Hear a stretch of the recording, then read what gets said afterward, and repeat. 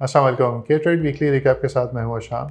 इस हफ्ते की मार्केट को देखा जाए तो मार्केट में हमने देखा कि ओवरऑल पॉजिटिव मोमेंटम ही रहा। अगर नेट मूवमेंट देखें तो हमने ये देखा कि पॉजिटिव मूवमेंट भी थी, नेगेटिव मूवमेंट भी थी, बट ओवरऑल मार्केट ने जो पॉइंट्स हैं वो गेन ही किए एज़ कम्पेयर टू लूजिंग। हमने ओवरऑल ये देखा कि तकरीबन 5000 पॉइंट्स जो है वो मार्केट में गेन हुए थे थ्रू आउट द वीक, जिसमें से ड्यूरिंग द क्लोजिंग मार्केट ने जो है तकरीबन 3000 पॉइंट्स लूज़ भी किए। बट ओवरऑल मार्केट की कंडीशन बेहतर ही नजर आई और एक बुलिश मोमेंटम परसिस्ट करता हुआ देखा। मार्केट में नेगेटिविटी की वजह बहुत ज़्यादा एक इम्पैक्टफुल तो नहीं थी, बट हम ये देख सकते हैं कि रोल ओवर वीक था, जिसकी वजह से नॉर्मली एक सेलिंग प्रेशर बनता रहता है मार्केट में। इसके अलावा कोई पॉजिटिव ट्रिगर्स भी नहीं थे मार्केट में, जिसकी वजह से एक फर्दर मोमेंटम ऊपर बिल्डअप हो। ऑन द अदर हैंड हम ये देख रहे थे कि रिजल्ट सीजन चल रहा है, उसमें कुछ प्रॉमिसिंग रिजल्ट्स आए भी थे सामने, लेकिन वो इतने ज़्यादा इम्पैक्टफुल नहीं थे कि मार्केट को एक सस्टेन्ड पॉजिटिव मोमेंटम की तरफ लेके जा सकें। मार्केट की क्लोजिंग तकरीबन 1,13,000 के ऊपर के इंडेक्स हुई है। न्यूज़ की तरफ आएँ तो हम ये देख सकते हैं कि मोस्ट प्रोमिनेंट न्यूज़ इस हफ्ते की ये रही है कि IMF का जो विजिट है वो पाकिस्तान को होना है 3 मार्च, जिसमें $7 बिलियन तक की जो एक्सटेंडेड फंड फैसिलिटी है उसके ऊपर बात की जाएगी। IMF ने फर्दर ये बात करनी है कि पॉलिसीज़ किस तरीके से इम्प्लीमेंट की जाएंगी, प्लस बजट की फॉर्मेशन किस तरीके से होगी, और ये चीज़ काफ़ी क्रूशल रहेगी for the month of March specifically. और हम ये देख सकते हैं कि PSX की जो डायरेक्शन है इसकी वजह से काफ़ी हद तक इन्फ्लुएंस होगी। बैंक्स के हवाले से हमने न्यूज़ देखी इस हफ्ते, जिसमें तकरीबन 23 बिलियन रुपए तक जो है वो विंडफॉल टैक्स की मद में बैंक से कलेक्ट किए गए फ्रॉम FBR, और इसकी वजह से हमने देखा था कि बैंक्स की तरफ एक स्लाइट नेगेटिव मोमेंटम बनता हुआ देखा था।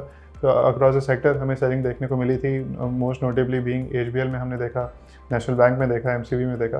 इनमें काफ़ी हद तक सेलिंग आई थी, बट अगेन क्योंकि काफ़ी लो लेवल्स पे जा चुके थे तो उनके अंदर एक बाइंग सेंटिमेंट भी बनता हुआ देखा। इस हफ्ते सीमेंट्स के हवाले से एक पॉजिटिव न्यूज़ देखने को मिली कि फिस्कल ईयर के शुरू के 7 मंथ्स में सीमेंट्स के एक्सपोर्ट्स काफ़ी हद तक इम्प्रूव हुआ, तकरीबन 24.85% टू बी स्पेसिफिक। और इसकी वजह से हमने देखा कि सीमेंट्स में अक्रॉस द बोर्ड एक अच्छा मोमेंटम देखने को मिला था। नोटेबली अगर बात की जाए तो maple leaf cement, DG KC, फौजी सीमेंट के अंदर अच्छे वॉल्यूम्स दिखे। लास्टली हमने ये देखा कि गवर्नमेंट ने तकरीबन 22 इंडिपेंडेंट पावर प्रोड्यूसर्स की जो कैपेसिटी पेमेंट्स है उनको हॉल्ट कर दिया है, जिसकी वजह से 1.5 ट्रिलियन रुपीज़ तक का जो है एक सरमाया गवर्नमेंट को रिसीव हुआ, एक तरह से बचत हुई है। और इसकी वजह से हम ये देख सकते हैं कि कंज्यूमर एंड पे तकरीबन 4 से 5 रुपये का जो इलेक्ट्रिसिटी कॉस्ट है उसके अंदर फ़र्क आ सकता है। रिजल्ट्स की बात की जाए तो इस हफ्ते हमने देखा कि नोटेबल रिजल्ट्स में से OGDC PPL के रिजल्ट्स देखने को मिले, जिसमें से दोनों ने अपने डिविडेंड्स अनाउंस किया, और उसकी वजह से फर्दर एक मोमेंटम भी बिल्ड होते हुए देखा।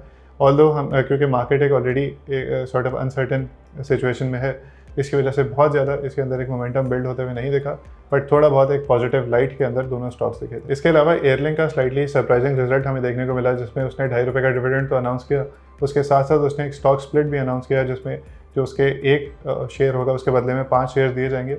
और ये बेसिकली इसलिए किया जाता है कि मार्केट के अंदर लिक्विडिटी को इंक्रीज़ किया जा सके, ज़्यादा से ज़्यादा शेयर्स अवेलेबल होंगे मार्केट में, जिसकी वजह से उसमें ट्रेडिंग एक्टिविटी इंप्रूव होगी। लास्टली सिटी फार्मा का रिजल्ट हमने देखा, जिससे कुछ हद तक एक्सपेक्टेशंस बनाई गई थी, लेकिन ऑन द अदर हैंड हमने देखा कि उसका रिजल्ट इतना प्रॉमिसिंग नहीं आया। उसने अपने जो अर्निंग्स हैं वो डिक्रीज शो की, जिसकी वजह से जो स्टॉक है उस पर भी एक नेगेटिव इंपैक्ट पड़ा। नेक्स्ट वीक की मार्केट को देखा जाए तो मार्केट में एक सबड्यूड वॉल्यूम प्रेशर बनते हुए दिख सकता है। One of the biggest reasons being कि रमज़ान आ रहा है, तो रमज़ान का इफेक्ट यूजुअली ये होता है कि एक तो मार्केट टाइमिंग शॉर्ट होती है, और इसकी वजह से बहुत ज़्यादा मार्केट के अंदर एक बाइंग सेंटिमेंट या सेलिंग सेंटिमेंट नहीं बनते हुए दिखता।